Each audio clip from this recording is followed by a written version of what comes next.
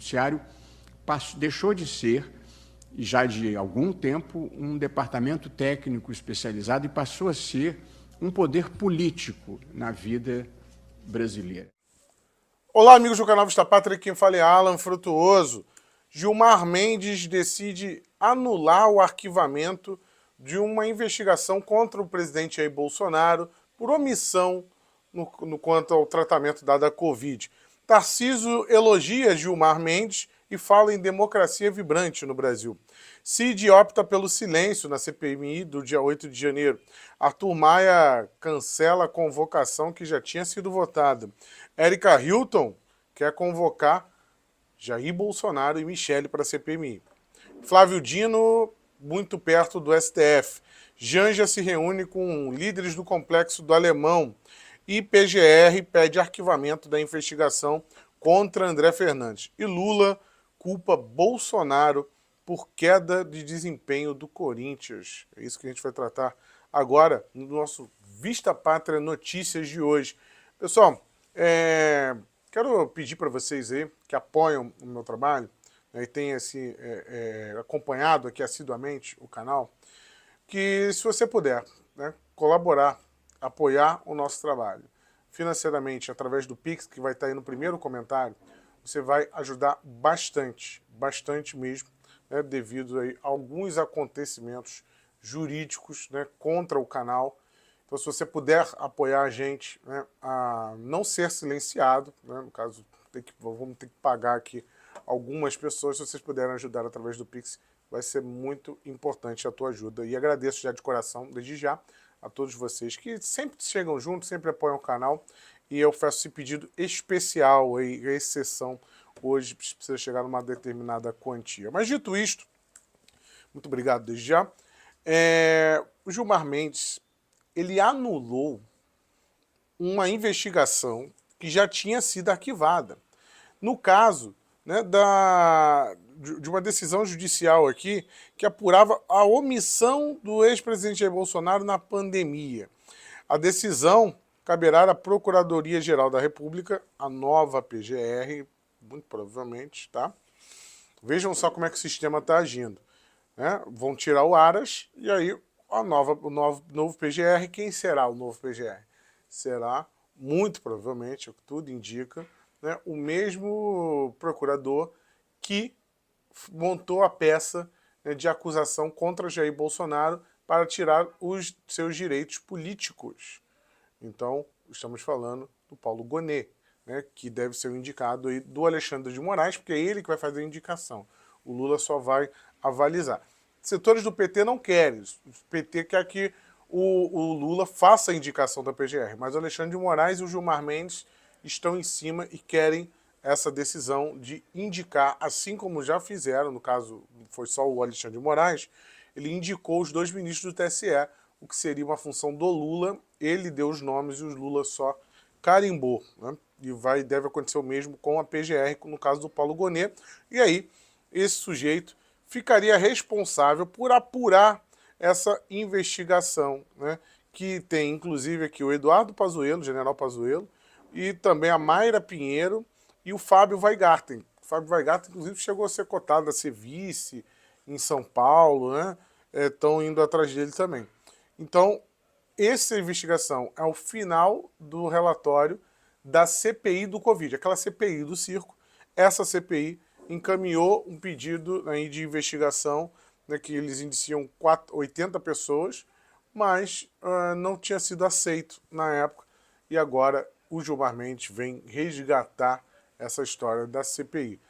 Talvez agora, né, para poder dar uma condenação criminal ao Bolsonaro, já que já fizeram a condenação política através da perda da elegibilidade, né, agora eles vão tentar também criminalizar. Isso pode indicar que talvez as investigações que querem correlacionar Jair Bolsonaro com uma tentativa de golpe não estejam indo muito bem, né? Não tenha substância, porque essa é a investigação principal, essa é a investigação que vai colocar tampa, né, na força do Bolsonaro e também na liberdade dele. É o motivo pelo qual eles vão querer prender Bolsonaro. uma tentativa de golpe de Estado. Por isso essa prisão do Cid, que não se sustenta, mesmo com a PGR, né? Ele está 70 dias preso, mesmo com a PGR pedindo a sua soltura, eles mantêm a prisão por conta de cartão de vacina, justamente para chegar numa delação do caso do 8 de janeiro. Então, eles estão fazendo tudo isso para, no final, além de antidemocrático, ficou inelegível, ele também teria arquitetado um golpe de Estado. Esse é o objetivo, né, que esse pessoal quer, na verdade. Então, eles estão resgatando coisas, significa que talvez nessa seara do 8 de janeiro não esteja indo muito bem para os que querem, né, vincular Bolsonaro aos atos. Pessoal, o Tarcísio, né, que gerou aí, né, muita... Ele acabou criando uma divisão, né, indo contra o Bolsonaro, pedindo para o pessoal votar uma matéria sem ler.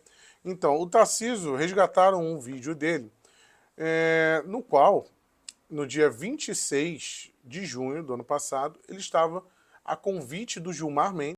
Bom, meu bom dia, senhoras e senhores. Primeiramente, quero agradecer o convite. Não sei exatamente por que eu fui convidado para essa mesa, porque, afinal de contas, eu estou no meio de juristas renomados e vou falar aqui para juristas renomados. E quem sou eu?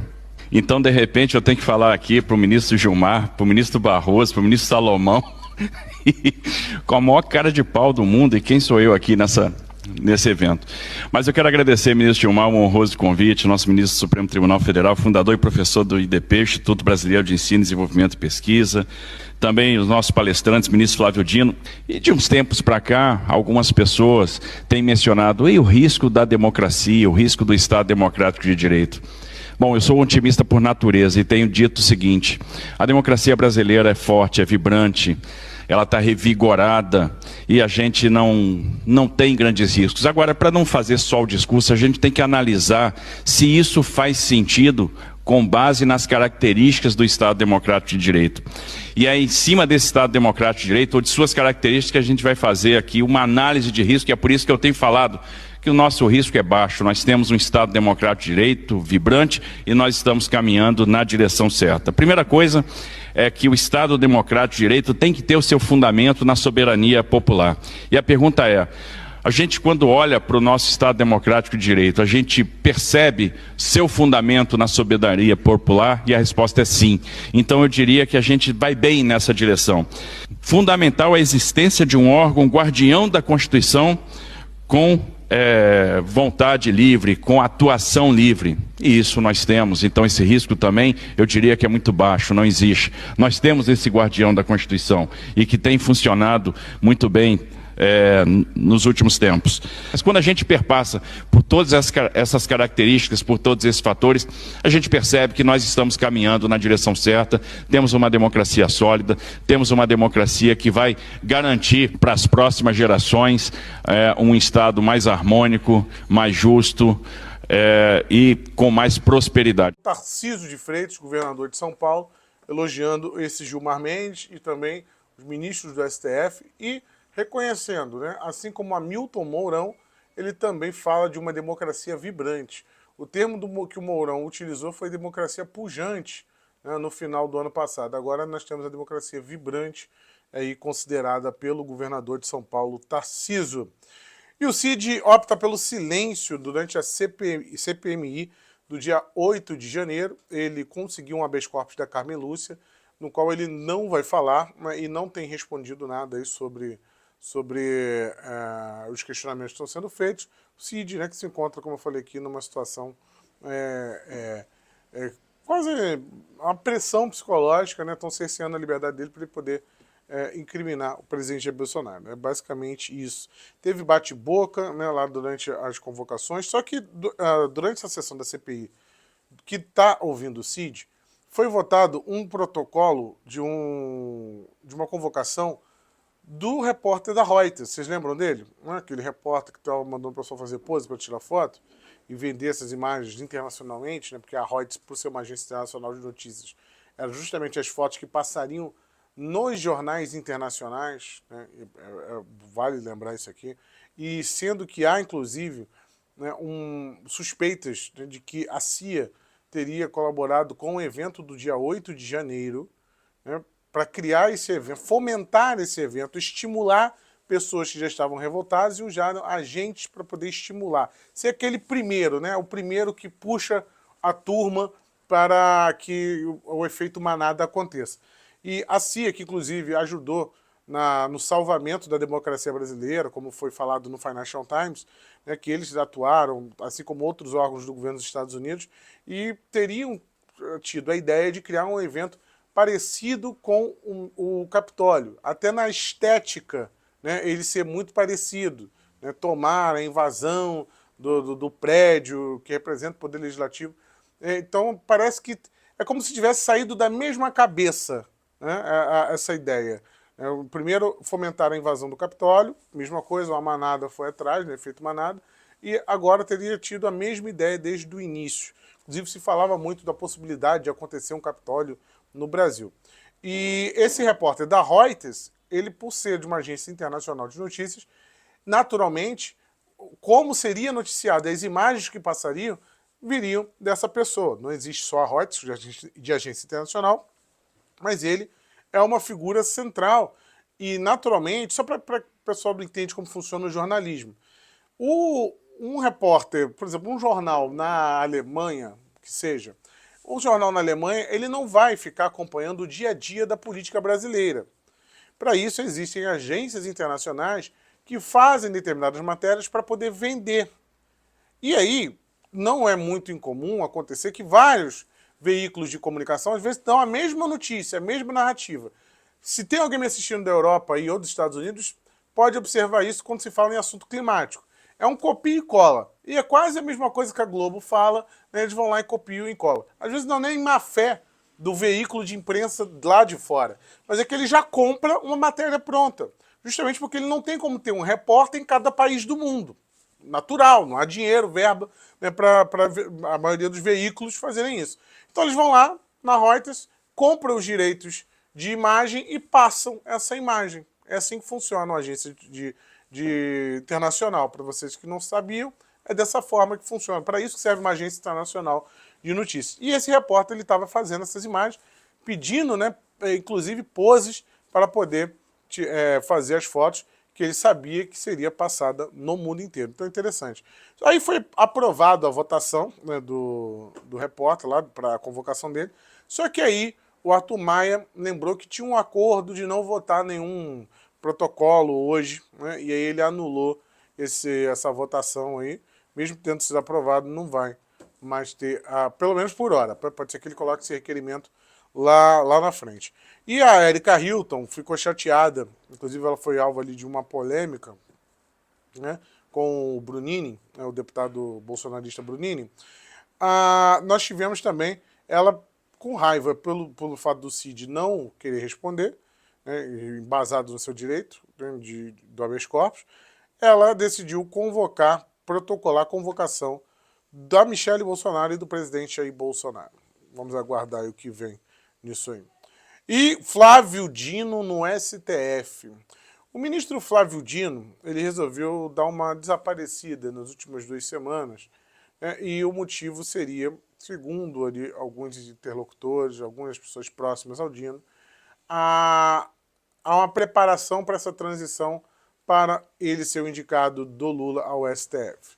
Vamos lembrar que nessa corrida aí também temos o Rodrigo Pacheco, que também quer a vaga de ministro do STF, mas essa vaga estaria mais próxima do ministro Flávio Dino, devido a alguns acordos que teriam sido feitos lá atrás, acordos que obrigariam até mesmo a manutenção do Flávio Dino no Ministério da Justiça. E ele quer essa vaga no Supremo Tribunal Federal, e ao que tudo indica, ele é o favorito, né, para assumir. Imagine Flávio Dino no Supremo Tribunal Federal. E a Janja se reuniu com representantes do Complexo do Alemão, né? São ali líderes comunitários do Complexo do Alemão, e a esposa do atual mandatário, né, da República achou que era uma boa ideia, né, se reunir com esses líderes comunitários, né? Então nós temos o Flávio Dino, que visitou o Complexo da Maré, e agora tem o Complexo do Alemão, que é o CPX, né?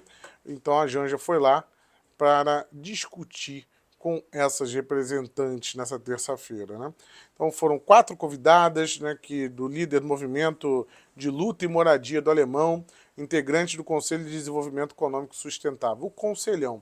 Essas pessoas são as mesmas que fazem parte do mesmo Conselhão, mais um soviete, né, desses aí que os petistas gostam de fazer, é o mesmo Conselhão do qual faz parte o Felipe Neto. Ele também é integrante desse conselho. Então Camila Moradia, né, foi lá visitar Janja. Pessoal, vamos aqui para a pauta do André Fernandes. André Fernandes foi o requerente da CPMI. Ele queria ser o presidente da CPI, não deixaram, né? Queriam tirá-lo da CPMI e agora vem o pedido de arquivamento da investigação feita aí pela Procuradoria-Geral da República. Então, diziam que ele era acusado, ele era investigado, não poderia participar da comissão. E agora temos a Procuradoria-Geral da República pedindo o arquivamento, né? Não existe, nem vai para frente, nem ser julgado por incitar o 8 de janeiro. Então vamos ver se o Alexandre de Moraes vai aceitar esse relatório da PGR. E para a gente terminar, o Lula gosta de culpar o Bolsonaro por tudo, né? Você sabia que ele chegou a culpar o mau desempenho do time Corinthians no futebol?